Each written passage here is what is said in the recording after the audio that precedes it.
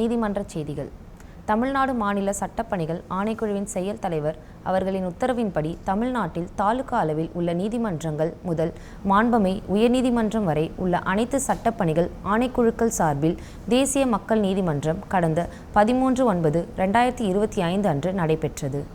தேசிய மக்கள் நீதிமன்றத்தில் உயர்நீதிமன்ற சட்டப்பணிகள் குழுக்கள் சென்னை மற்றும் மதுரை சார்பில் 9 அமர்வுகள் ஏற்படுத்தப்பட்டு அதில் மொத்தம் 115 வழக்குகளுக்கு சுமூக தீர்வு காணப்பட்டு தீர்வு தொகையாக ரூபாய் 91,40,98,530 பெற்றுத்தர சுமூக தீர்வு காணப்பட்டது. தேசிய மக்கள் நீதிமன்றத்தில் மாவட்ட சட்டப்பணிகள் ஆணைக்குழுக்கள் சார்பில் 501 அமர்வுகள் ஏற்படுத்தப்பட்டு அதில் மொத்தம் 1,96,747 வழக்குகள் முன்னிடப்பட்டதில் 1,07,562 வழக்குகளுக்கு சுமூக தீர்வு காணப்பட்டு தீர்வு தொகையாக ரூபாய் 883,75,83,232 பெற்றுத்தர சுமூக தீர்வு காணப்பட்டது. மாநில அளவில் நடைபெற்ற தேசிய மக்கள் நீதிமன்றத்தில் மொத்தம் 510 அமர்வுகள் ஏற்படுத்தப்பட்டு அதில் மொத்தம் 1,97,772 வழக்குகள் முன்னிடப்பட்டதில் 1,07,677 வழக்குகளுக்கு சுமூக தீர்வு காணப்பட்டு தீர்வு தொகையாக ரூபாய் 975,16,81,762 பெற்றுத்தர சுமூக தீர்வு காணப்பட்டது. அதில் 1,236 உரிமையியல் வழக்குகள், 7,205 வாகன விபத்து தொடர்பாக வழக்குகள், 1,742 காசோலை தொடர்பான வழக்குகள், 265 குடும்ப நல வழக்குகள், 311 நில ஆர்ஜித வழக்குகள், 118 தொழிலாளர் தொடர்பான வழக்குகள், மேலும் 5 வருட மற்றும் அதற்கு மேற்பட்ட 888 வழக்குக்கு தீர்வு காணப்பட்டது என்பது குறிப்பிடத்தக்கது. மேலும் சென்னை உயர்நீதிமன்றத்தின் நீதி அரசர்களும் தமிழ்நாடு மாநில சட்டப்பணிகள் ஆணைக்குழுவின் உறுப்பினர்களுமான மாண்புமிகு நீதியரசர் திரு A.T. ஜெகதீஷ் சந்திரா அவர்கள் கோவை மற்றும் திருப்பூர் மாவட்டங்களுக்கும், மாண்புமிகு நீதியரசர் திரு M. தண்டபாணி அவர்கள் விழுப்புரம், கள்ளக்குறிச்சி மற்றும் திருவண்ணாமலை மாவட்டங்களுக்கும், மாண்புமிகு நீதியரசர் திரு G.K. இளந்திரையன் அவர்கள் தூத்துக்குடி, திருநெல்வேலி மற்றும் தென்காசி மாவட்டங்களுக்கும் சென்று தேசிய மக்கள் நீதிமன்றத்தில் தீர்வு காணப்பட்ட தீர்வின் நகலை சில வழக்காடிகளுக்கு வழங்கினர். மக்கள் நீதிமன்றத்தின் மூலம் சமரச தீர்வு காணப்படுவதால் நீதிமன்றத்தில் வழக்குகளின் எண்ணிக்கை குறைய வாய்ப்புள்ளது. மேலும் இந்த அமைப்புகளின் மூலம் தீர்த்து வைக்கப்படுகின்ற வழக்குகள் அந்த அமைப்புகளிலேயே முற்று பெற்று விடுகின்றன. தீர்வு ஏற்பட்ட வழக்குகளில் முத்திரைத்தாள் வாயிலாக செலுத்திய நீதிமன்ற கட்டணம் திரும்ப பெறும் வாய்ப்பும் உள்ளது. வழக்குகளில் தீர்வு கண்டதும் அதற்கான தீர்வு நகல் உடனே வழங்கப்படும். மேற்படி தீர்வுக்கு எதிராக மேல்முறையீடு என்பது இல்லை. நீதிமன்றத்தில் நிலுவையில் இல்லாத பிரச்சனைகளாக இருந்தாலும் அவற்றையும் மக்கள் நீதிமன்றம் மூலம் விசாரித்து நிரந்தர தீர்வு காணப்படுவதால் பொதுமக்களிடையே மிகுந்த வரவேற்பை பெற்றுள்ளது. தருமபுரி மாவட்ட சட்டப்பணிகள் ஆணைக்குழுவின் சார்பில் போதைப் பொருட்களால் ஏற்படும் தீங்கு பற்றிய விழிப்புணர்வு முகாம் பச்சமுத்து மருதியல் கல்லூரி கூட்டரங்கில் கடந்த 10/9/2025 அன்று நடைபெற்றது. இம்முகாமில் மாவட்ட நீதிபதியும் நிரந்தர மக்கள் நீதிமன்ற தலைவருமான திரு ஸ்ரீதரன் அவர்கள் தலைமை வகித்து பேசியதாவது: போதைப் பொருட்கள் மூலம் ஒரு நாட்டையும் அந்த நாட்டின் மக்களையும் சிதைக்க முடியும். 12 வயது முதல் 20 வயதுக்குள் இருக்கும் சிறுவர்கள், வாலிபர்களை நோக்கி போதைப் பொருட்கள் பழக்கத்திற்குள் கொண்டு வரப்படுகிறது. நண்பர்களின் பழக்கத்தாலும் வற்புறுத்தலாலும் போதைப் பொருட்கள் பழக்கம் அதிகரித்து வருகிறது. போதைப் பொருட்கள் பழக்கமான சிறுவர்கள் 20 வயதாகும் போது போதைக்கு அடிமையாகின்றனர்.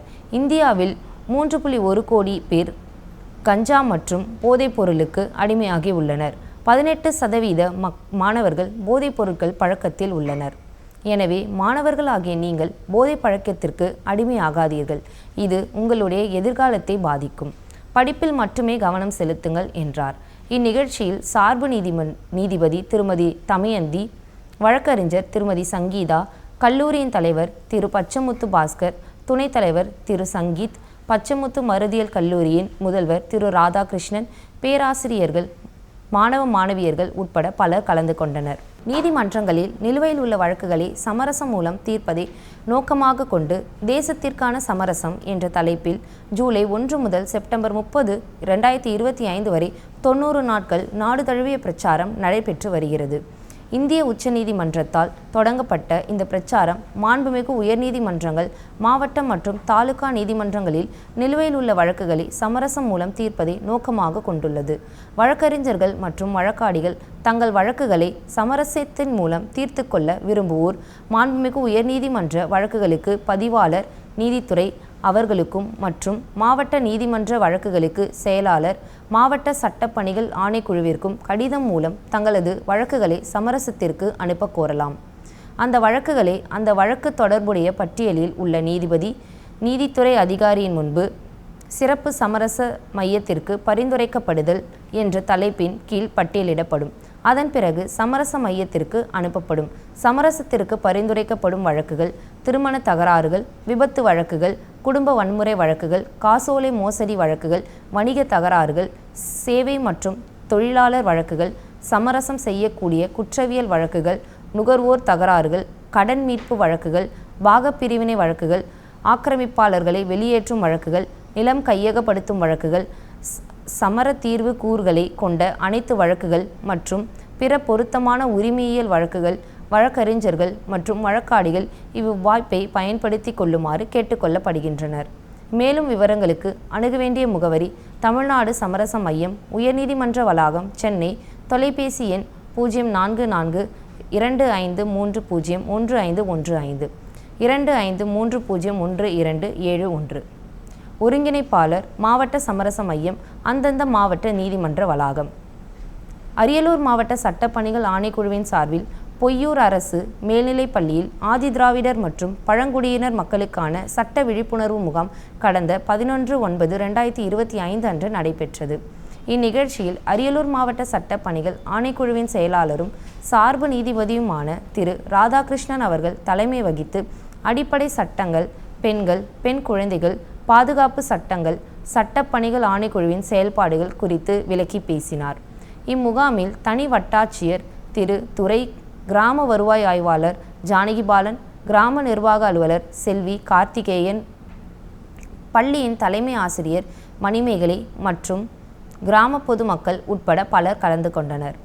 ராமநாதபுரம் மாவட்டம் சட்டப்பணிகள் ஆணைக்குழு மற்றும் கீழக்கரை முகமது சதக் பாலிடெக்னிக் கல்லூரி சார்பில் கல்லூரி மாணவர்களுக்கான போதை ஒழிப்பு மற்றும் நல்வாழ்வு குறித்த விழிப்புணர்வு நிகழ்ச்சி கடந்த 19/8/2025 அன்று நடைபெற்றது. இந்நிகழ்வில் மாவட்ட மகிழா நீதிமன்ற அமர்வு நீதிபதி செல்வி கவிதா அவர்கள் பேசுகையில், போதை பழக்கத்தால் மாணவர்கள் மட்டுமல்ல, அவர்களது பெற்றோரும் இச்சமுதாயமும் பாதிப்படுகிறது. பாதிக்கப்பட்ட மாணவர்களை பெற்றோர் தீவிரமாக கண்காணித்து அன்பாக திருத்த வேண்டும் என்றார். மாவட்ட சட்டப்பணிகள் ஆணைக்குழுவின் செயலாளரும் சார்பு நீதிபதியுமான திரு பாஸ்கர் அவர்கள் பேசுகையில், சரியான நண்பர்கள், உறவினர்களை தேர்வு செய்வதன் மூலம் போதைப்பொருள் பாதிப்பில் இருந்து விடுபடலாம். போதை ஒழிப்பில் சட்டத்தை விட விழிப்புணர்வு மூலம் மாற்றத்தை ஏற்படுத்தலாம் என்றார். மேலும் தலைமை நீதித்துறை நடுவர் திரு ஜெயசுதாகர் அவர்கள் பேசுகையில், மாணவர்கள் நல்ல பழக்க வழக்கங்களை வளர்த்து கொள்வதன் மூலம் போதை பழக்கத்திலிருந்து முற்றிலும் விடுபடலாம் என்று பேசினார்.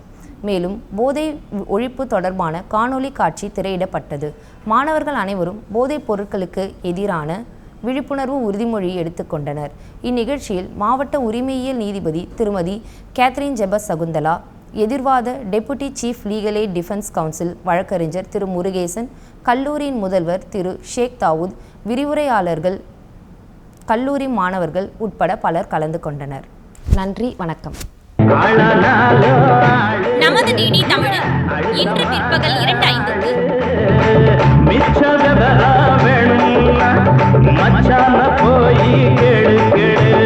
சந்திரசேகர், சுஹாசினி, ஜனகராஜ் மற்றும் பலர் நடித்த எங்கள் கதை இது உங்களின் கதை. மனைவின்னு ஒருத்தி வந்து ஒருத்தர் புரிஞ்சுக்கிட்டு வாழ்ந்து பேர் சொல்ல குழந்தைங்க பிறந்து கணவனோட வயசான காலத்துல அவனோட தேவைகளை ஒரு தாய் ஸ்தானத்திலிருந்து மனைவி பூர்த்தி செஞ்சு, அருமையான விஷயம் இல்ல?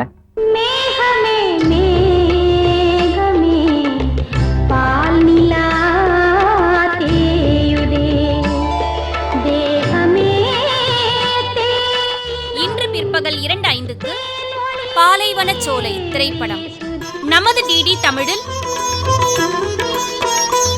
ஏழு மலையானின் பாத கமலங்கள் போற்றி பணிகின்ற வேளை செப்டம்பர் செப்டம்பர் 17 முதல் அக்டோபர் 17 வரை புரட்டாசி மாத சிறப்பு ஆலய தரிசனம் நிகழ்ச்சியில் தினமும் காலை 6 மணிக்கு 108 திவ்ய தேசங்களின் தரிசனத்தை காண தவறாதீர்கள். பூத்து விடுகின்ற காலை புனித புஷ்கரணி நீரில் நீராட ஸ்ரீனிவாசனுயர் தோற்றம், சங்க சக்கரமும் ஏந்தி அபயமரு வெங்கடேசன் தரும் ஏற்றம். புரட்டாசி மாத சிறப்பு ஆலய தரிசனம் நிகழ்ச்சியில் தினமும் காலை 6 மணிக்கு 108 திவ்ய தேசங்களின் தரிசனத்தை காண தவறாதீர்கள்.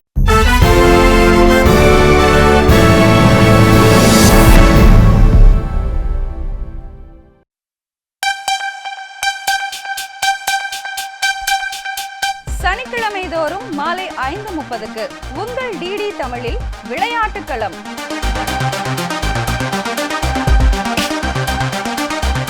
விளையாட்டுத் துறையில் சாதித்த பல்வேறு வீரர் வீராங்கனைகளுடன் ஒரு சந்திப்பு.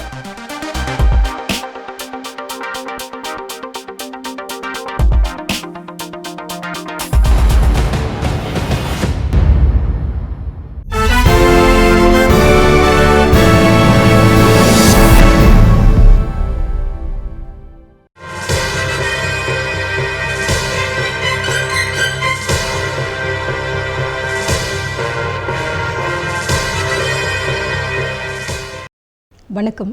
இன்றைய சட்ட தகவல்கள் என்ற நிகழ்ச்சியின் மூலம் கோவில்கள் மற்றும் சமய நிறுவனங்களின் நிலங்கள் தொடர்பான சட்ட நடைமுறைகள் பற்றி பார்க்க உள்ளோம்.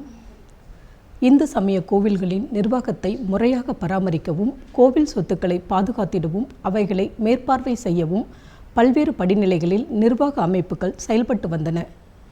1925ஆம் ஆண்டில் இந்து சமய அறநிலைய வாரியம் என்ற அமைப்பு ஏற்படுத்தப்பட்டு கோவில்கள், அறநிறுவனங்கள் மற்றும் மடங்கள் கண்காணிக்கப்பட்டு வந்தன. 1951ஆம் வருடம் மெட்ராஸ் இந்து சமய அறநிலைய சட்டம் இயற்றப்பட்டு நடைமுறைப்படுத்தப்பட்டது. இச்சட்டத்திற்கு பிறகு இந்து சமய அறநிலைய வாரியம் கலைக்கப்பட்டு அரசு துறையாக செயல்பட ஆரம்பித்தது. 1959ஆம் வருடம் தமிழ்நாடு இந்து சமய மற்றும் அறக்கட்டளைகள் சட்டம் இயற்றப்பட்டு நடைமுறைப்படுத்தப்பட்டது. இச்சட்டத்தில் ஆணையர் மற்றும் சார்நிலை அலுவலர்களின் அதிகார வரம்புகள் வரையறுக்கப்பட்டு கோவில்கள் மற்றும் அறநிறுவனங்களை கண்காணிக்க வழிவகை செய்யப்பட்டது. 1959ஆம் வருடம் தமிழ்நாடு இந்து சமய மற்றும் அறக்கட்டளைகள் சட்டம் பிரிவு 6இல் பல்வேறு வரையறைகள் வழங்கப்பட்டுள்ளது. உட்பிரிவு 7இல் நீதிமன்றம் பற்றி வரையறை செய்யப்பட்டுள்ளது.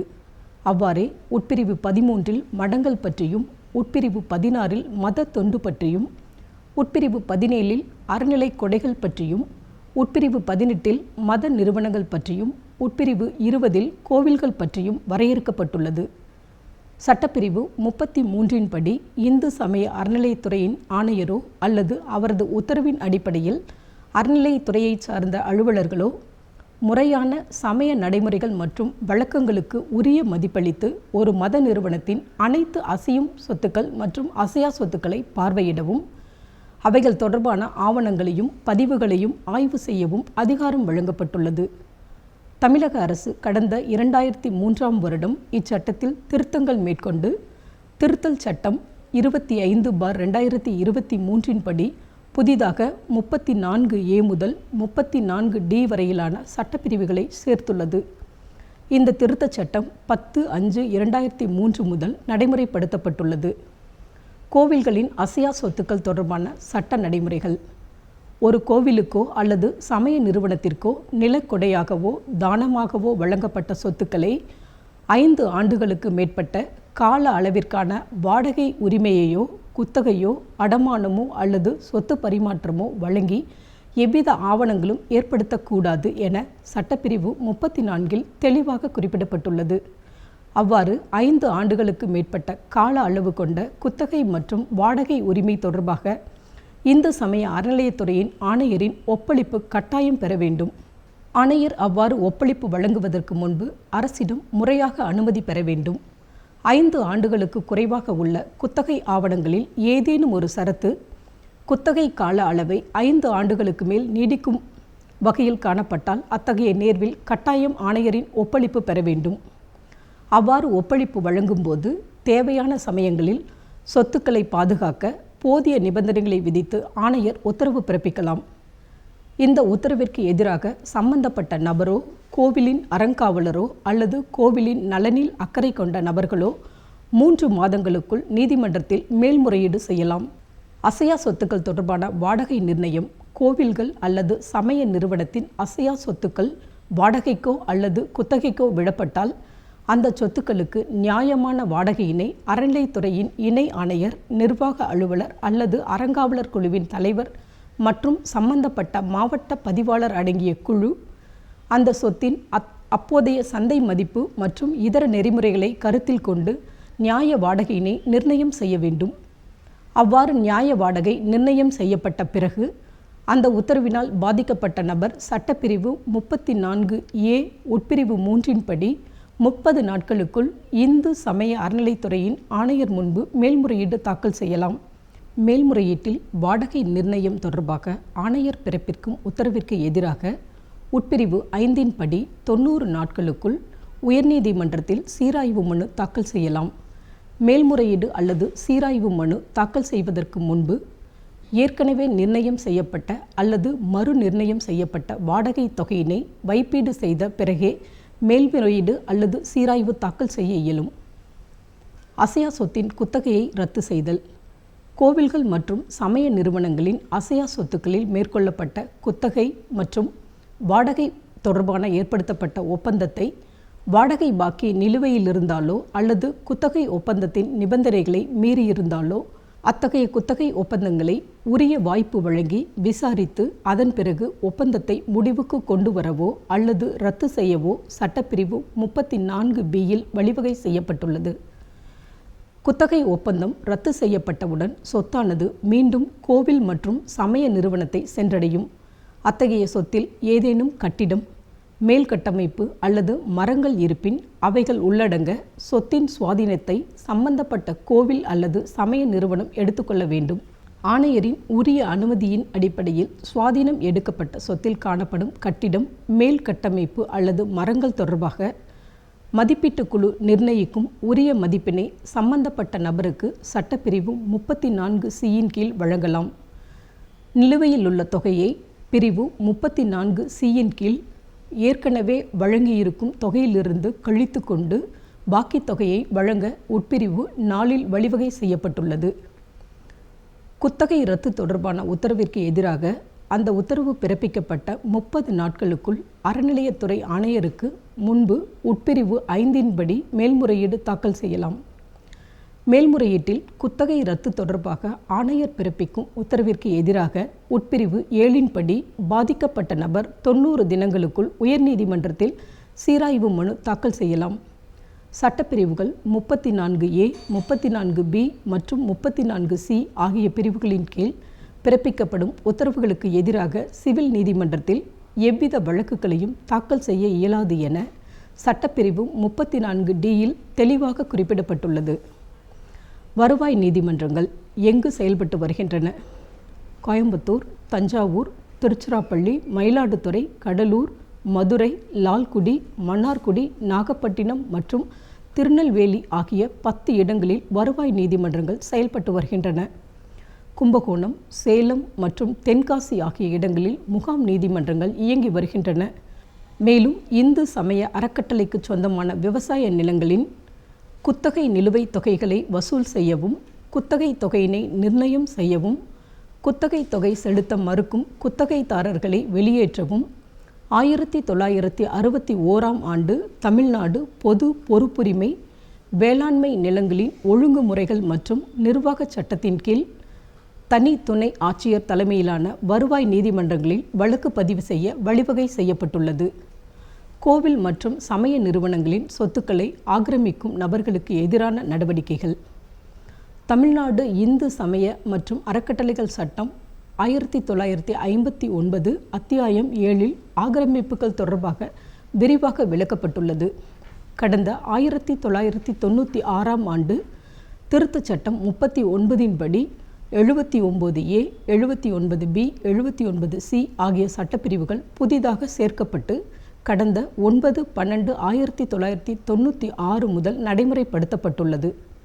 இச்சட்டத்தின்படி கோவில் மற்றும் சமய நிறுவனங்களுக்கு சொந்தமான நிலங்கள், கட்டிடங்கள், குளங்கள், உள்ளிட்ட நீர் ஆதார அமைப்புகள் இதர நில அமைப்புகளில் யாரேனும் அத்துமீறி ஆக்கிரமித்தாலோ உரிய அனுமதியின்றி வசித்து வந்தாலோ அவர்களுக்கு எதிராக உதவி ஆணையர் ஒரு அறிக்கையினை தயார் செய்து இணை ஆணையர் முன்பு உரிய நடவடிக்கைக்காக சட்டப்பிரிவு 78 கீழ் சமர்ப்பிக்க வேண்டும்.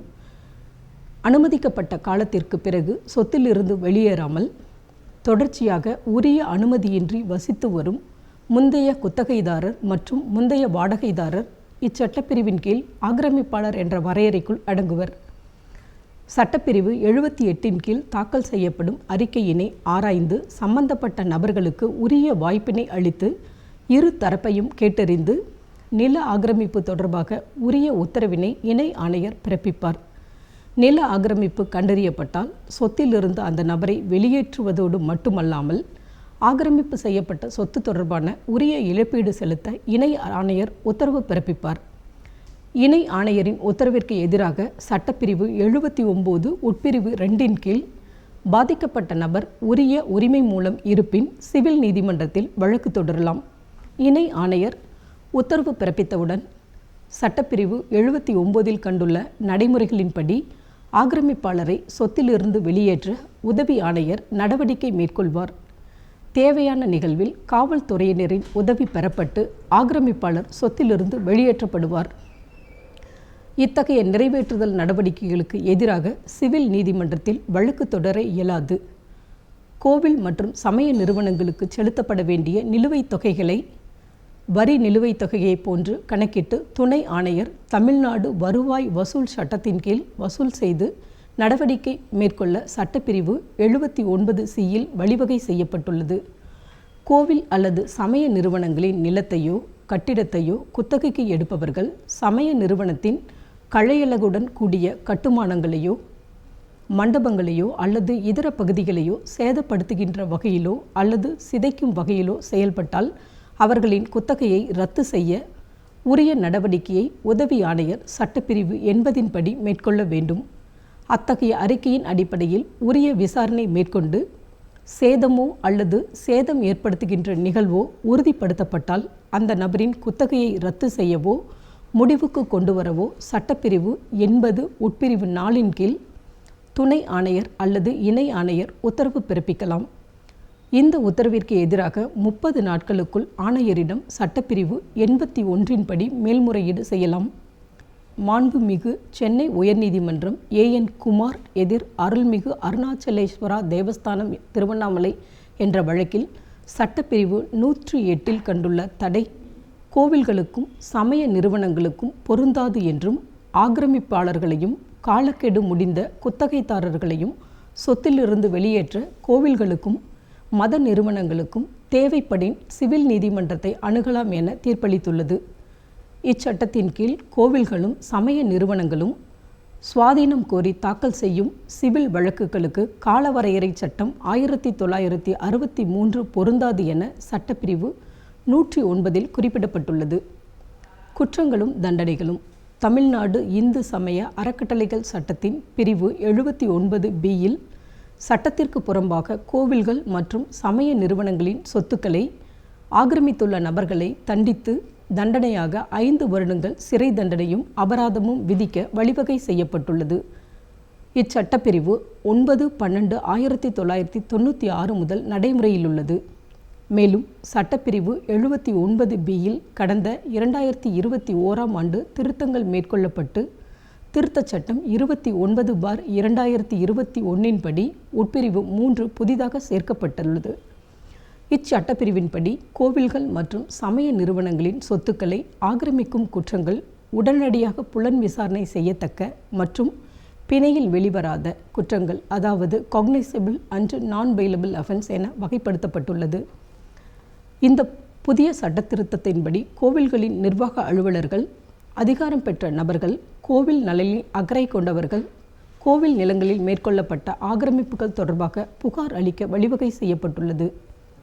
நீதிமன்றங்களின் வழிகாட்டுதல்கள். மாண்புமிகு சென்னை உயர்நீதிமன்றத்தின் நீதியரசர்கள் திரு R மகாதேவன் மற்றும் திரு PD ஆதிகேசவலு அடங்கிய அமர்வு சூமோட்டோ ரிட் மனு நம்பர் 574/2015 என்ற வழக்கில் கடந்த 7/6/2021 அன்று கோவில்கள், சிலைகள், பழங்கால பொருட்கள், கையெழுத்து பிரதிகள், சுவரோவியங்கள் உள்ளிட்ட வரலாற்று சின்னங்களை முறையாக பாதுகாக்கவும் நிர்வகிக்கவும் சுமார் 75 வழிகாட்டுதல்களை அளித்து ஒரு வரலாற்று சிறப்பு மிக்க தீர்ப்பினை வழங்கியுள்ளனர்.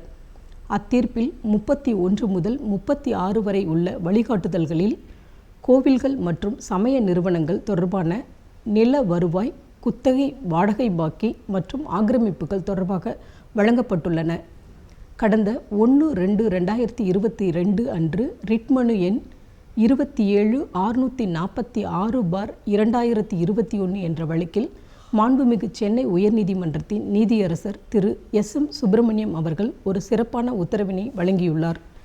அந்த உத்தரவில் பொது நிலங்களையும் கோவில் நிலங்களையும் ஆக்கிரமிக்கும் நபர்களுக்கு உடந்தையாக இருக்கும் அரசு அலுவலர்களுக்கு எதிராக குற்றவியல் நடவடிக்கையும் அரசு ஊழியர் நடத்தை விதிகளின்படி துறை நடவடிக்கையும் மேற்கொள்ள வேண்டும் என தீர்ப்பளிக்கப்பட்டுள்ளது. இந்து சமய அறநிலைத்துறையின் இணையதளம்.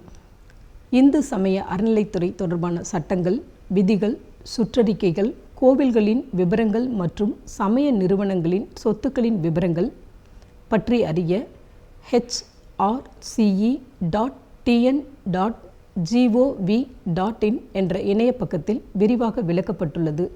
கூடுதல் தகவல் பெற விரும்புவோர் இந்த இணைய பக்கத்திற்கு சென்று தகவல்களை பெறலாம்.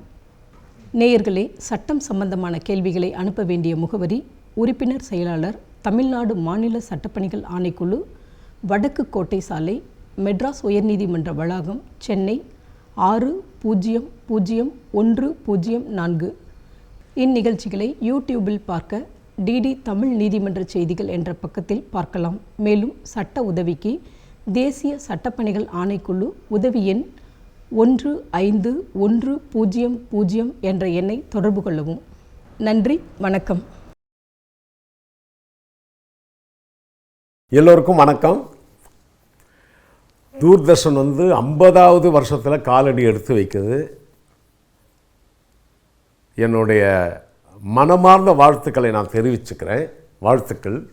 அன்றைக்கி நான் அங்கே கவர்மெண்ட்டில் நான் வேலை செய்கிறதுனால நான் ரெக்கார்டிங் மியூசிக் பண்ணணுன்னா ஒரு நாள் லீவ் போட்டு தான் பண்ணணும். அது சட்டம். எனக்கு பேமெண்ட் இல்லை, அதுவும் சட்டம்தான்.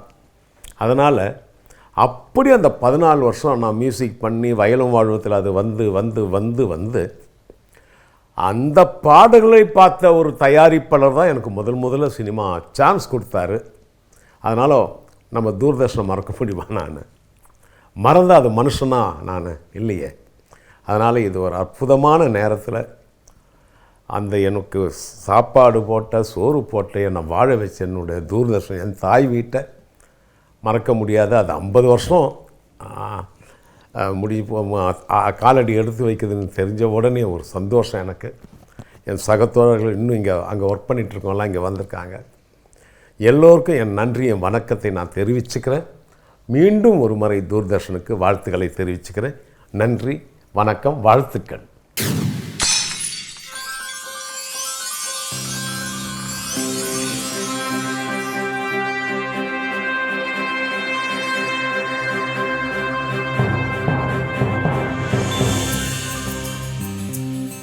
இங்கே பூ வாங்கிடலாம்.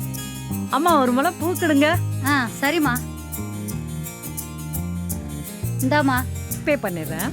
பண்ணுங்கம்மா.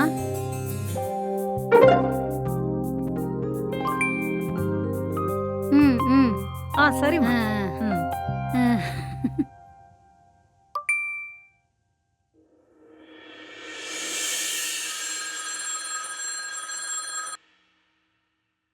ஹலோ, உங்க அக்கௌண்ட்ல தவறுதலா 5000 ரூபா போட்டேம்மா. அப்படியா? திருப்பி அனுப்பி விட்டுருங்க. இங்க வாங்கிக்கங்க. இல்லைன்னா பக்கத்துல உள்ள போலீஸ் ஸ்டேஷன்ல கொடுத்துறேன், அங்க போய் வாங்கிக்கங்க. உஷாராயிடுச்சு. ஹலோ ஹலோ, யாருகிட்ட? 5000 ரூபா போட்டுட்டு அம்புட்டையும் உருவிடுவானுங்க. யூபிஐ பயன்படுத்துறது முக்கியம், அதை விட பாதுகாப்பா பயன்படுத்துறது ரொம்ப முக்கியம்.